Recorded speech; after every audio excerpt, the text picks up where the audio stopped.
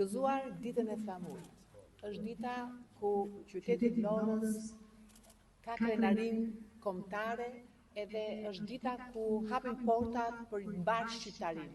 Mirë se keni ardhur në Vlorë sot.